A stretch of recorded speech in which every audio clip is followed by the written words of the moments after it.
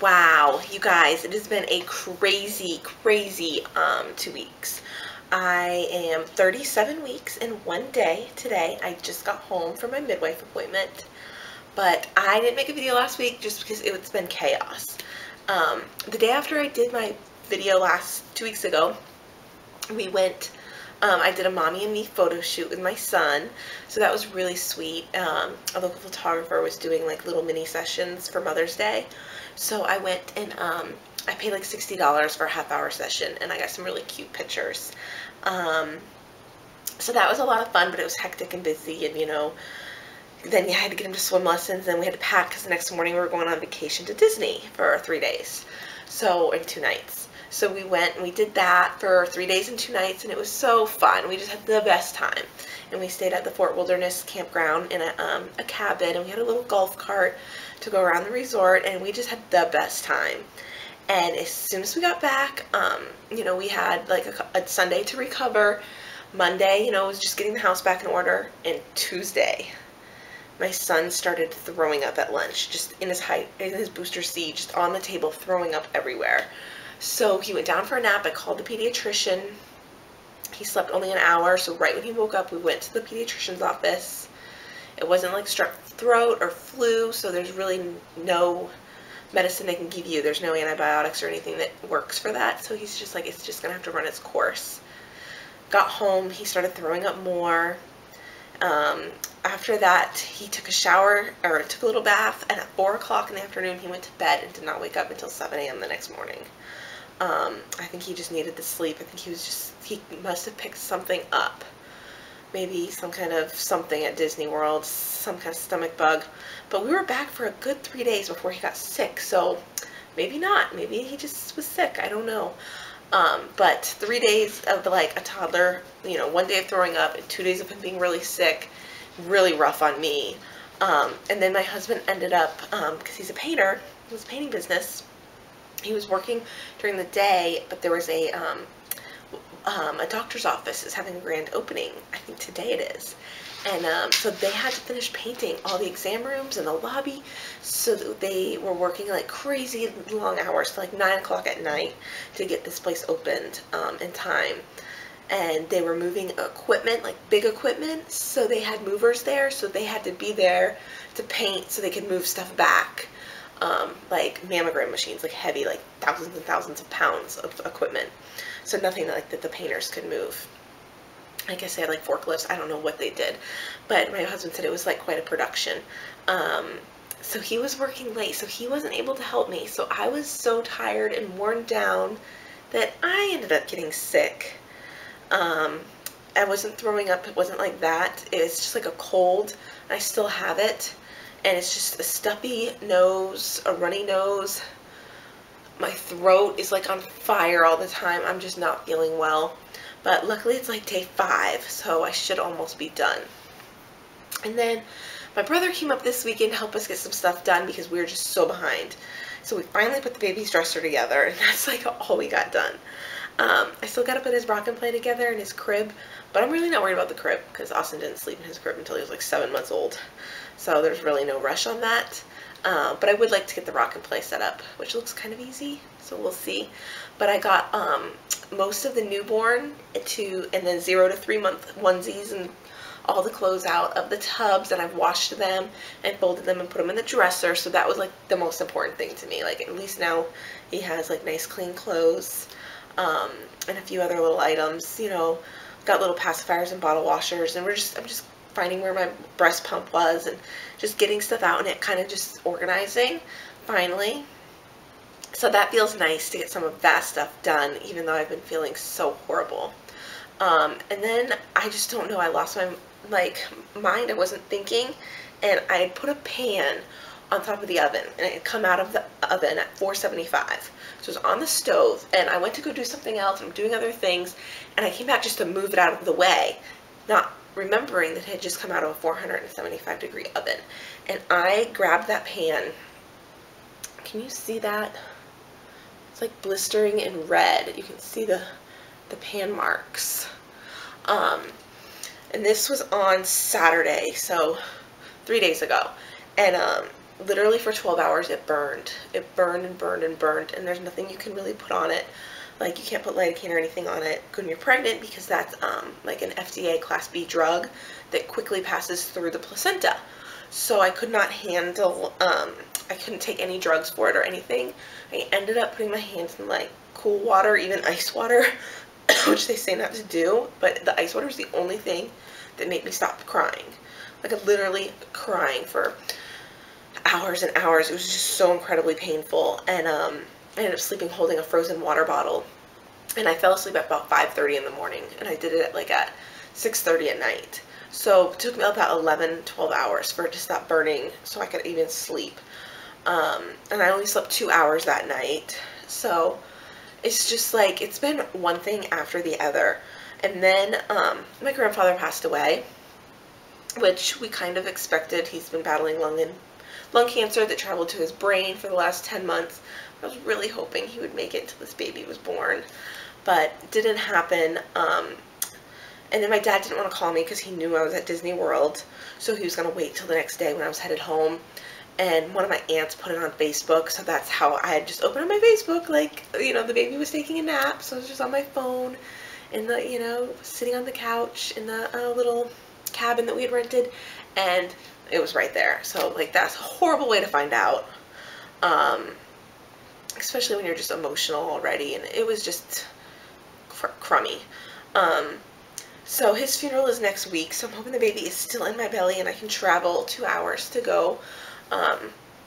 My midwife, I talked to her about it today, and she said, we'll talk about it next Tuesday when I'm in, and we'll just see what the situation looks like, because she doesn't want to tell me, you know, oh yeah, you'll definitely make it, when we're still like a week and a day away from that.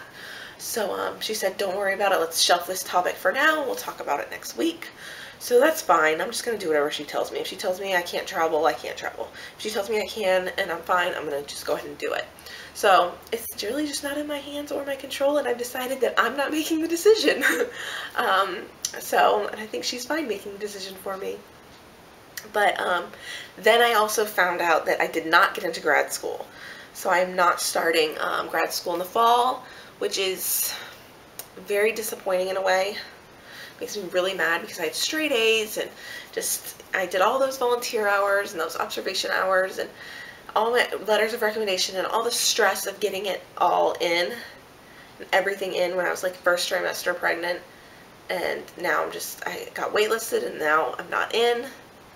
But the upside is I will have a 3-month-old baby that does not have to go to daycare all day, and a 2-year-old that doesn't have to go to daycare. So that's the upside. And honestly, I'm thinking about applying to that program again, but also a different program that's all online. It's a little bit slower because it's part-time, but it's all online. So I could stay home, I would save all those daycare costs. Financially, it makes more sense. And then by the time I'm finished with the program, my oldest would be in kindergarten, and this little baby would be like pre-K age. So it might be all for the better.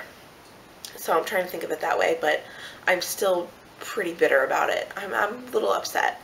Because, I mean, what else do you want from me? I guess I want better GRE scores. So I'll probably have to study and, again, and retake that.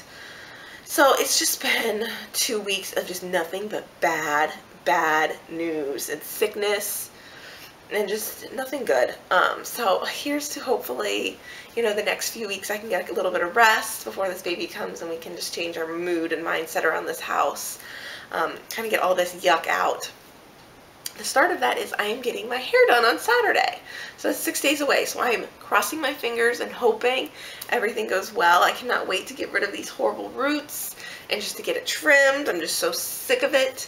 So that's one good thing coming up. And the other good thing is, you know, even though I am, you know, it's sad to go to a funeral, I am excited to see a lot of my cousins and family. It will be nice to see people if I can make it down there and go. So I am looking forward to seeing family, seeing my grandma, just putting eyes on her, making sure she's doing okay. Let's see, what else? At my last appointment, I think I mentioned that baby's heart rate was 170s, like mid 170s, which was kind of high. This time it was mid to high 160s. I honestly just think it's the morning and he's more active then, because you can hear him moving when they put the fetal Doppler on. So I think he's just super active and kicking and his heart rate is up. The midwife said, that's almost the heartbeat of a girl. And I was like, don't say that to me. She was there when I had Austin and, it was supposed to be a girl and it came out a boy. I'm like, don't say that to me. I can't handle that again. Which, I mean, I wouldn't be upset if I had a girl. But at this point, like, we painted the room blue this last week. When we were on vacation, Matt had some of his painters come in and paint the room from green to blue. Because if you're going to have 2 boys, what's the point of the green? If I was going to have a boy and a girl, I would leave it green. But, so I still don't even know if they're going to share the room, but we'll see. Most likely they will. So the room is blue. I'm like, if that happened and I'm like washing all these clothes and getting all these clothes ready and all these like outfits, like I really do have my heart set on a boy now. So it would be so weird. I can't do that again. I'm like, don't even joke. It's not funny. I need to do my birth story of my first son before this birth story happens, because I don't want to confuse the two. It's been on my list of things to do, but I haven't done it. I still have no stretch marks. I'm not a stretch mark person, but I'm a cellulite person, so lots of cellulite on the fronts and the backs of my legs and under my butt area, but no stretch marks, so we'll see what happens. In the last appointment, I had gained 1 pound. This appointment, it's 2 weeks apart, and I had gained 2 pounds, so 3 pounds in the last month. So hopefully it's like slow and steady now, that hopefully I won't gain too much. When it comes to my sleep, it's been either good or horrible. So I'm either like falling asleep and sleeping the whole night through, like conked out, or I'm up to pee, and when I'm up to pee, I can't fall back asleep. It's like I'm up for an hour. So I'm really trying to cut the fluids off early and drink more in the morning time than at the evening time. And if I do that, I can sleep much better. This cold though, I've been sleeping sitting up, so that's never comfortable. And the heartburn, so some nights when it's so bad, I have to sleep sitting up. So then again, that's never comfortable. But I know it's better than having a newborn because that is really hard. You actually have to get up and function. So at least now I can just kind of lay there. So that's what I'm doing. I just try to lay there and relax as much as possible. One other thing that's different is my belly is starting to feel very heavy, and I know it's because the baby is gaining like ½ pound a week. So it's probably anywhere from 6 to 7 pounds now. And it feels like it. It just feels like it's rapidly getting more heavy. Lots of Braxton Hicks, lots of cramps, lots of pelvic pain. Just getting to the point where I'm really uncomfortable, but still not quite ready for baby yet. I still have some prepping to do and some getting well to do. The other thing, I'm really concerned about holding on and pushing the bed with this burn. I can't even put my own hair up, because of the way it touches my hair. And anyway, so I'm just hoping to heal and get this house well and get us a little organized, and then baby can come. So give me 1 more week at least. That would be nice. Also, the last few months I have been hungry, like so hungry in the afternoons. Like I eat a little breakfast, a little dinner, but in the afternoons is when I would eat the bulk of my calories because I was just feel so hungry. Now I'm doing that in the afternoons, but then again at night, which makes my heartburn worse. So I'm trying not to do that, but definitely feeling hunger pains at night, even though I've had like a decent dinner with vegetables and fruits and carbs and meat and everything. I don't know. It's like the same stuff I've always been eating, and I've been fine for the rest of the night. But now it's like, no, I need more food, cereal and cheese and crackers and fruits, and I'm just like in the pantry eating nuts and all kinds of stuff because I'm so hungry at night. So I don't know what that's all about, but I'm thinking it's because baby's hungry, so I'm just going with it. Anyway, at my doctor's appointment today, the midwife said I'm barely 1 centimeter dilated. Like she could barely get her finger into there. So she said barely 1 centimeter, but 60% effaced, and the baby's head was very, very low. So she kind of had to push around his head to feel my cervix, which was incredibly, I don't want to say painful, it was uncomfortable. I mean, I've never really had a cervix check that was pleasant. But, and then they did the strep B test where they swabbed like down in between your like vagina butt area for some kind of strep thing, and if you have it, they have to do something different during delivery. I'm not quite sure what, because last time it came back clean, so I never had to worry about it. So we'll see what happens next week when I get the results of that, and we'll also see if I am, she said if I'm 3 centimeters, she probably wouldn't tell me to go. So we'll see how many centimeters I am and how effaced I am, and if she tells me I can go to the funeral or not. Cough is killing me. But other than that, I am hoping for a much better week, and I will see you all at my 38-week update. Bye, guys. 185.1.